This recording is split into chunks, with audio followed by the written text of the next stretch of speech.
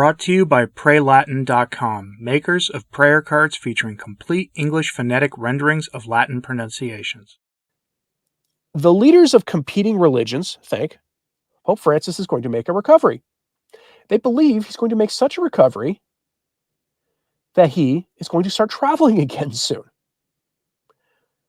This is on the heels of recent announcements that he is recovering, making good progress on dealing with the pneumonia that he's been dealing with. They believe that he's going to make such a recovery that not only will he be traveling, they're actually starting to announce travel dates for him. Now, these are the people he would be going to visit. The Vatican themselves have not done this. But you have to remember, it's kind of a sort of an exclusive club being in the circle of world leaders. All you got to do is look at the reactions from like the EU and other governments to the stuff the new American president is saying and doing to realize it's kind of a big club and outsiders are not welcome into it. And I guarantee you, Pope Francis is part of that club. You can see it with the way they celebrate his encyclicals. You can see it in the way they welcome him like a celebrity rock star. All of this stuff. Even when he shows up in a place and the laity don't show up, which is kind of a giant red flag, they treat him like a rock star. The way the media treats him is another indication of this. But so they're privy to information that you and I may not be privy to most of the time. And so we're going to go here to a very strange story from katholisch.de. This is the official news arm of the German Bishops' Conference. And they give us this. Vatican, Pope's trip to Turkey never officially confirmed. Published on the 12th of March, 2025. There's been talk that he was going to go visit the heads of the, he's going to visit the local Eastern Orthodox patriarch there. This has been in talk for some time. They are so confident that he's going to make a recovery that they are announcing his trip. That's a little weird. Again, the man, we were just informed a couple of days ago that he's back on solid foods after 3 weeks. He's 88 years old, dealing with 1.8 lungs and dealing with pneumonia. I'm not trying to be crass about this. I'm trying to be blunt. He is making good recovery now to the point where the doctors are now expressing optimism more openly. But this seems a little short-sighted, at least to me. What do I know? From the official news arm of the German bishops article on this, quote, the Vatican has neither confirmed nor denied a trip by the Pope to Turkey for the end of May, announced in Istanbul by Ecumenical Patriarch Bartholomew I. Bartholomew, by the way, is one of the Bergoglian types in the Eastern Orthodox Church. For those of you thinking about Orthodoxy, you're not going to escape heretic bishops by going there. It's not a big of a problem there. Bartholomew is a character. Vatican spokesman Matteo Bruni stated on Wednesday evening that the Holy See had never officially announced or confirmed the trip. However, the project is among the several plans that Francis would like to realize if possible, the spokesperson said.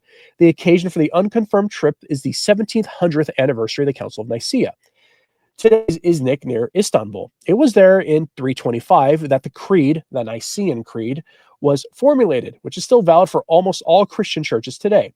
Last November, the Pope had already announced his intention to travel to Turkey for the anniversary. Patriarch Bartholomew and Pope Francis have long enjoyed a friendly relationship. Both address each other with the title brother. On Wednesday, Patriarch Bartholomew announced at a reception for a group that the German Association of the Holy Land in Istanbul that the planned meeting between him and Pope Francis would take place on May 26th.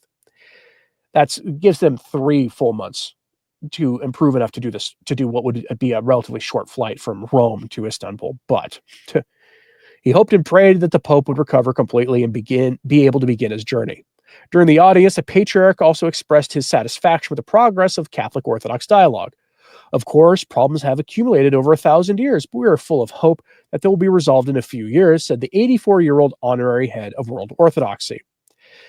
If you're an Eastern Orthodox watching this, let me know if you recognize him as the honorary head of World Orthodoxy, because my understanding is Eastern Orthodox, a lot of them don't like him very much at all.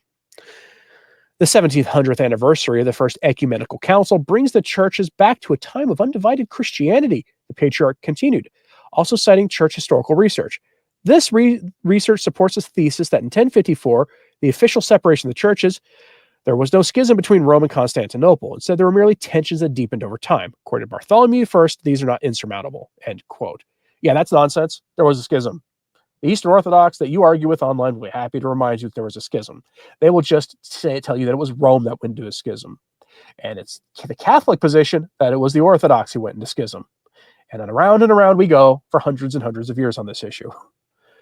But for whatever reason, Patriarch Bartholomew is announcing that Francis is coming to Istanbul on May 26th. Normally, papal trips for these kind of things aren't that big of a deal, not even really worth talking about, except maybe in this case for the 1700th anniversary of the Nicene Creed and the Council of Nicaea. But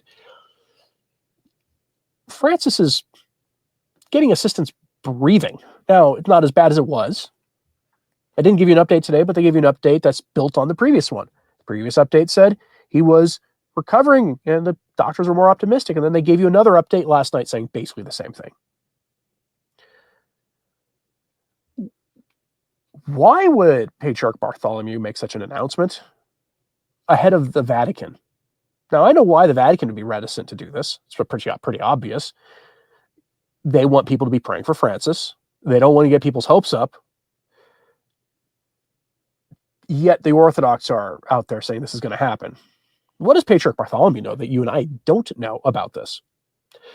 My contention has been pretty standard throughout all of this, that he will make a recovery, but he should also be bracing for a conclave. It would be interesting if there was a conclave in May. I'm not saying I'm pining for his standing before our Lord. I want him to make a recovery and receive the graces he needs from God so that when he does stand before our Lord, he does stand before him as a friend of God, as opposed to what he's been doing to the church. But what is it that they know that we don't? Let me know in the comments what you think about this. And hit like and subscribe if you haven't. It does help. Share this on social media if you can. That helps too. And pray for everybody we spoke about today. Not here to whip you up in anger towards Francis or anybody else we spoke about today. And as always, pray for the church, especially in this time of universal deceit in the church. Because right now, there are people who don't believe McElroy or Francis or any of them have done anything evil and that they deserve your loyalty. I'm Anthony Stine. Ave Maria.